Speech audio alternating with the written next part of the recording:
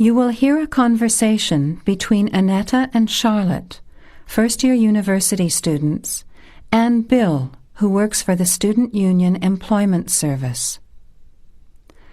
First, you have some time to look at questions 1 to 5.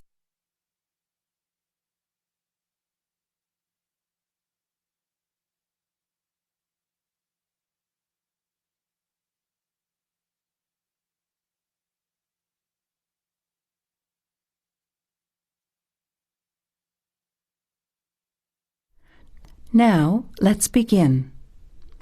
Answer the questions as you listen. You will not hear the recording a second time. Listen carefully to the conversation and answer questions 1 to 5. Hi, Bill.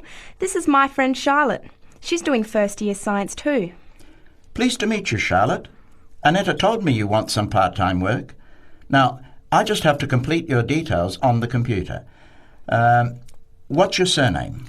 Johnston. With an E? Yes. Johnstone.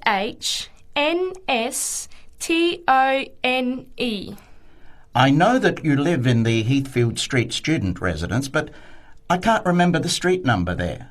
It's 126. 126. Good. And the phone number? Well, actually, I never give people that number because sometimes nobody answers or they forget to pass on the messages. So, I bought a mobile phone yesterday, but I can't remember the number. I think it's 0414 847 748. I'll just check. No, sorry, not 748. It's 749. 0414 847 749? Yes, that's right. I must try and remember it. And what sort of work are you looking for? Well, anything really, I suppose, though it depends when it is. I'd rather work during the day, if that's possible. How many hours a week were you thinking of? Oh, I'm not sure. Maybe about 10. But I need to keep at least 2 days a week free for study. Do you have any work experience? Not much, though I used to help in my uncle's shop when I was at school. OK. Well, I'll put it in, but we don't usually get shop work. What about gardening? I'd rather not. Everything I touch dies. What other kinds of work are there? Well, there's a lot of demand for house cleaning, fast food preparation and kitchen work and pizza delivery if you've held a driving licence for 12 months. I'm not sure. Can I have a look at the vacancies while you talk to Annetta? Before you hear the rest of the conversation, you have some time to look at questions 6 to 10.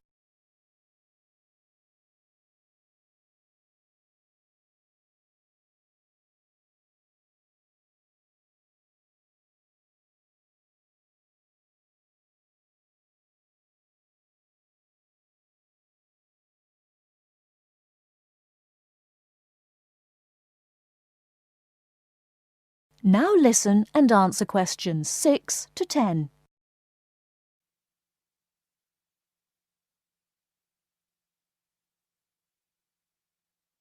Bill, I'd like to change my job. You're at the Hamburger Express on the High Street, aren't you? What's the problem? Well, I never know what hours I'm going to work. I start at 7 p.m. and I'm supposed to finish at 11 p.m, but sometimes they keep me until 2 or 3 a.m. Yes, that is a bit late if you have to make a 9 a.m. lecture the next day. And the other thing is the pay.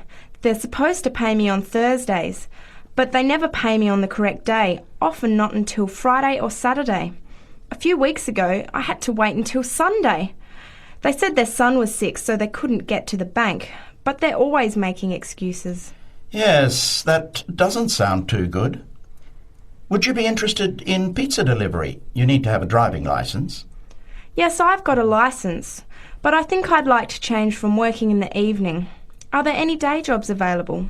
Well, as I told Charlotte, there are several cleaning and gardening vacancies. And this childcare job that just came in this morning. Do you like children? Yes, I do actually. What's the job? Let's have a look. Collect the boy aged 4 from kindergarten at 3 p.m. Pick up the other 2 girls who are aged 6 and 9 from the primary school at 3:15. You take them home and look after them. The parents will be home by 7. That sounds quite good. What about the pay? It's the same as you're earning now, 4 hours a day, Monday to Friday, so 20 hours a week. You need to contact Mrs. Alicia Thompson. Her phone number is 91045629 and she lives in Springfield. I've never been to Springfield. I hope I don't get lost. Don't worry. It sounds quite straightforward. Let's have a look at the street directory. The Thompsons live here in Tulip Street, number 252. So you catch the 631 bus, get off here next to the post office in Daisy Terrace. Walk past the post office to the corner, and on the opposite corner is the kindergarten. Then walk down Daffodil Place and cross over to the primary school. Then keep going down Daffodil Place to the corner and turn right into Tulip Street. That is the end of part 1. You now have half a minute to check your answers.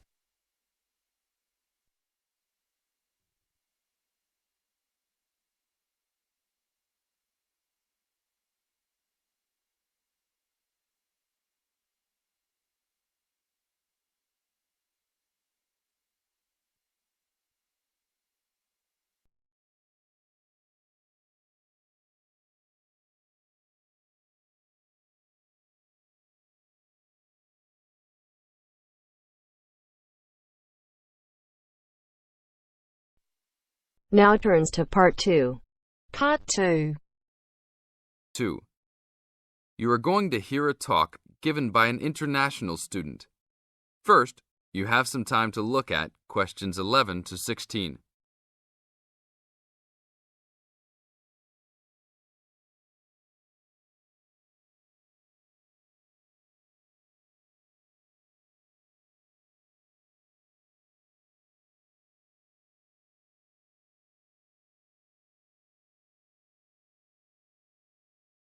Now listen to the tape and answer the questions. As an international student coming from Sierra Leone, it gives me great honor to give these opening remarks and welcome you all to Ashesi University, where excellence is the code. I believe I speak on behalf of my fellow colleagues when I say we feel that we are the most fortunate and privileged university students in Ghana. You may ask, what is the basis of such a conclusion? And I will simply say to you, in which other tertiary institution in Ghana do you find the same level of IT infrastructure and facilities available to students? Where also do you find such a low ratio of students to lecturers and computers? In which other educational institution do you find 55% of students on some sort of financial aid, who in addition enjoy services and benefits such as job placement after graduation, on-campus employment that pays above the minimum wage, a supply of textbooks, and access to online databases? Ladies and gentlemen, there is no other institution of higher education in Ghana today that matches the learning environment and the quality of instruction at Ashesi. I could continue listing reasons why we students feel this way, but I only have 5 minutes for this speech. Believe me, I could go on for hours. At Ashesi, everyone is considered a leader and is treated special. Ashesi equips us with the necessary determination, strength, and belief in ourselves to be able to achieve our goals. We are being taught to think outside the box and to question and challenge our assumptions about the world we live in. This, ladies and gentlemen, is one of the benefits of a liberal arts education, which seeks to broaden our intellectual capacity.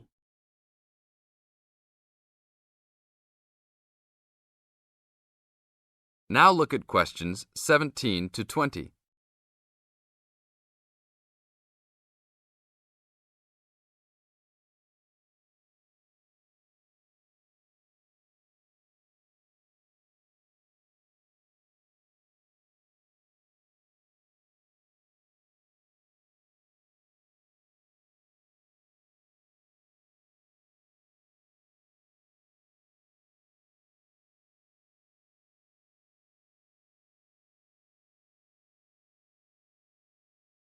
As the talk continues, answer questions 17 to 20. At Ashisi, we are also exposed to real-life situations and learn how to deal with them through a practical and vigorous academic program, as well as various seminars in which prominent leaders in their professions are invited as guests to interact and share their knowledge and experiences. Some people, even some of you in this audience, may believe that tuition at Ashisi is too high, but I say to you that the students here are unanimous in saying it is worth it. Not because we all come from well-to-do families, but because when it comes to one's education, you need to aim at getting the best from the right place. One's education defines who you are and what your perception of life and society will become.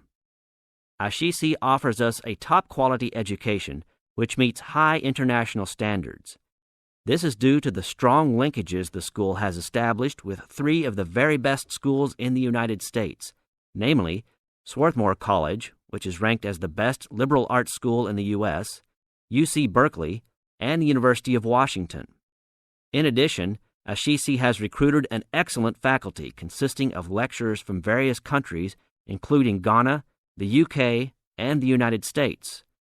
These lecturers are among the best in their respective academic fields. I believe this is the school's greatest asset, a strong and knowledgeable team dedicated to achieving successful results from their students and who also love their job. I would like to end with a personal message. My fellow students, because we are among the most privileged in our society, we should take responsibility for our own destinies, make our parents proud, and create a legacy for those that follow us and Africa as a whole. We must give back to our society after completing school and achieving our goals in life, which I believe we all can if we properly utilize our time and take advantage of all that is offered here at Ashisi. That is the end of part 2. You now have half a minute to check your answers.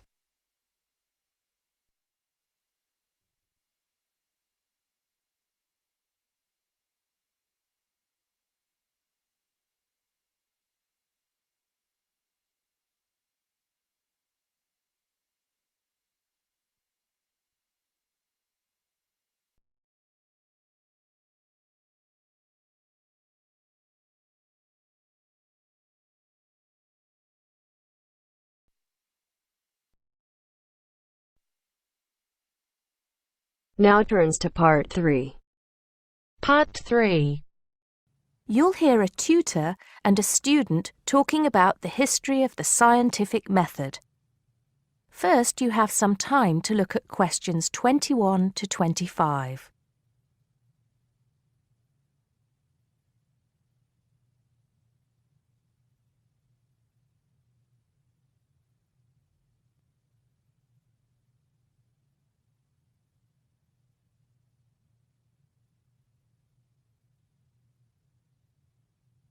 Now listen carefully and answer questions 21 to 25. Hello, Simon. Come in. Take a seat. Now, I wanted to talk to you about your assignment. Yes, the one on the scientific method. That's right. I just wanted to see how you were getting on. Well, I think it's fine. I mean, I haven't done a huge amount of work on it because I've been working on other things. But what I've read so far seems fine. How many of the references that I gave you have you managed to get hold of? Not too many, I'm afraid. It seems that everyone else is working on the same things at the same time. And every time I look, the books are checked out from the library. Right. Well, I think that we can go over the main ground together now. That way, even if you don't manage to go through all the references in detail, you'll still have an overview.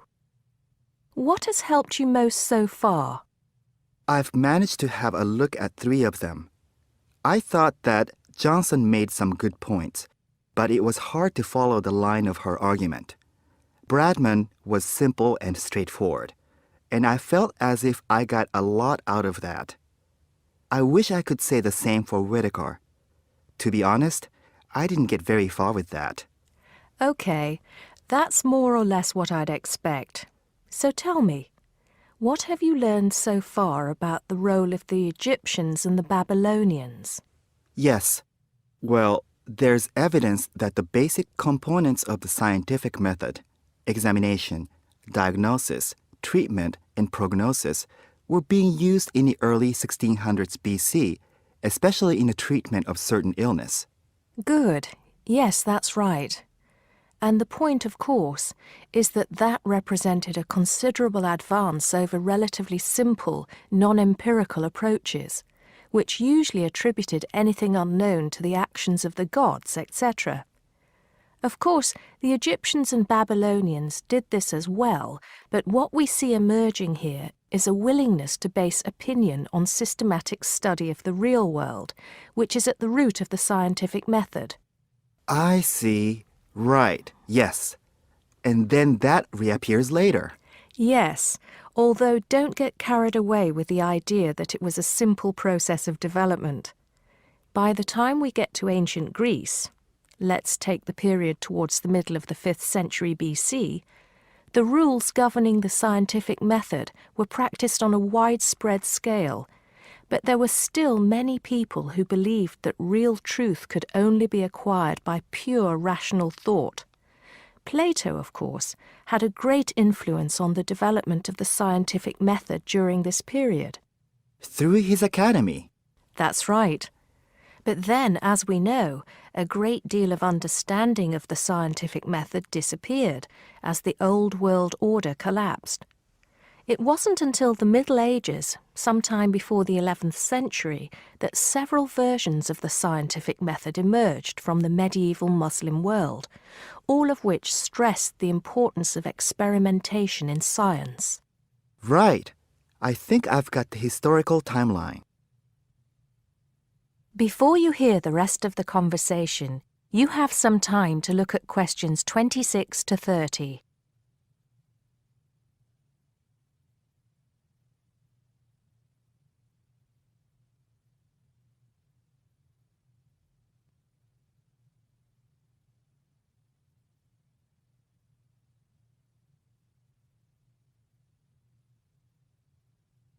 Now listen and answer questions 26 to 30.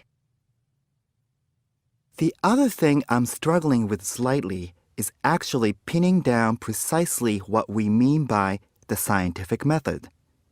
I wonder if you could give me some pointers on that. Sure.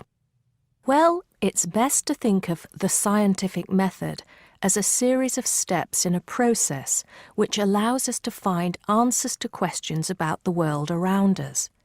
So the first step is to identify the problem. What is it that you want to know or explain? And then I think the next step is designing an experiment. But you can't design an experiment unless you know what you want your experiment to tell you. Oh, yes. You need to form a hypothesis to be tested before you design the experiment. So there's a very clear relationship between hypothesis and experiment. Having designed the experiment, then of course you go on to carry out the experiment. The particular procedure you follow, the protocol, will differ from experiment to experiment, but the underlying principle is the same. You analyze the data from the experiment in order to confirm or disprove your hypothesis. Assuming the experiment is accurate. Oh yes. If there's anything unusual about the data, or if the results are at all surprising, then you need to ask yourself whether the experiment could be flawed and whether the data could be unreliable.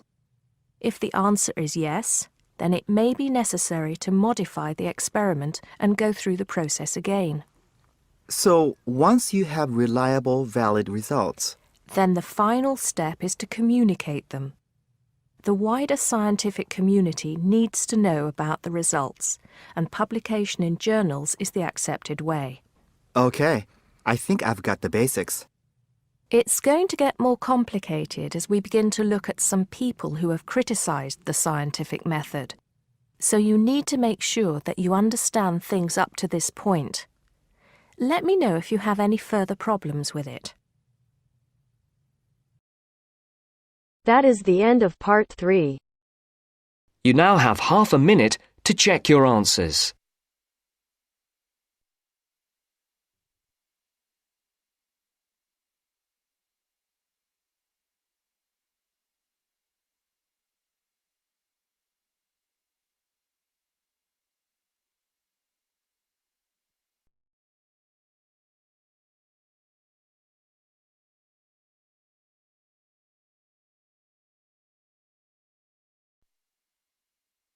Now turns to part 4.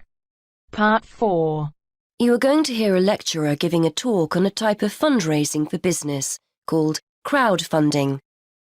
First, you have some time to look at questions 31 to 40.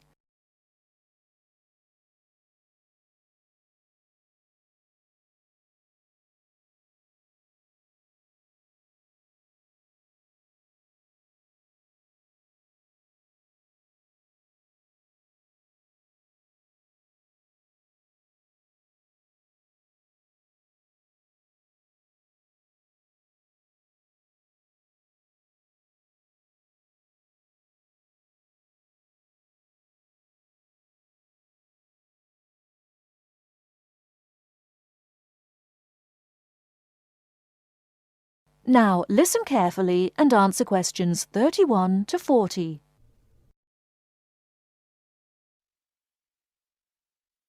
Good morning, everyone. Today, we're continuing our look at funding opportunities for small startup businesses. The emergence of social media has given companies the ability to connect with fans and potential customers directly. On the back of the growth in social media, a model of raising finance has emerged known as crowdfunding. This revolutionary way of raising finance began with micro-lending in the 90s.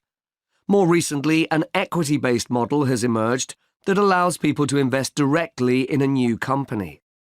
We're going to examine this in more detail later, but let's turn first to a third model, which I'll term a fan-based model. With this model of crowdfunding, individuals are encouraged to give an amount of money to support the launch of a project or initiative without the promise of any financial return. Instead, there's a reward for donating. This contrasts with the micro-lending model, which would require a return on investment, and the equity-based scheme, which may offer shares. Crowdfunding portals or websites allow the business concerned to present the initiative along with the financial target required. There's a fixed time limit for fundraising, and if the target amount is reached, all donations are paid to the company or individual. Whether it's an author planning to write a new book, an independent film company looking to make a new film, or a technology company with an idea for an app, the person or company needing funding would turn to its fan base for support. This is managed through one of the many crowdfunding online portals that have emerged. Of course, a fan or supporter of a particular initiative is likely to give money anyway. But donation-based crowdfunding will often make donating even more attractive by offering a rewards-based incentive scheme. Let's take a film company, for example, that needs funding for a new film.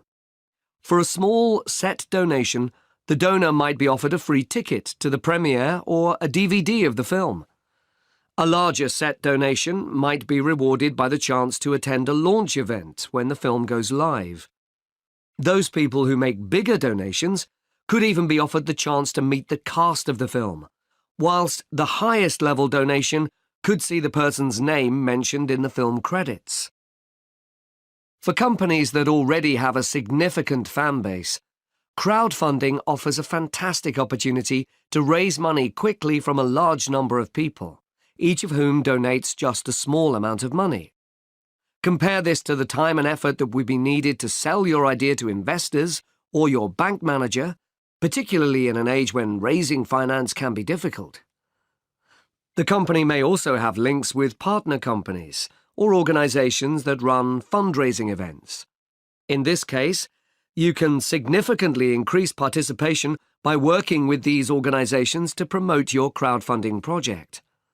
Another significant advantage is that you can reach out to your fan base for feedback on the project while it's being developed, thus making the final product more appealing. Crowdfunding enables you to raise awareness of the product at an early stage, thus increasing the potential for sales. With so many people behind you, it can also act as a great incentive to get the best possible product out on time and on budget. However, there are disadvantages to bear in mind.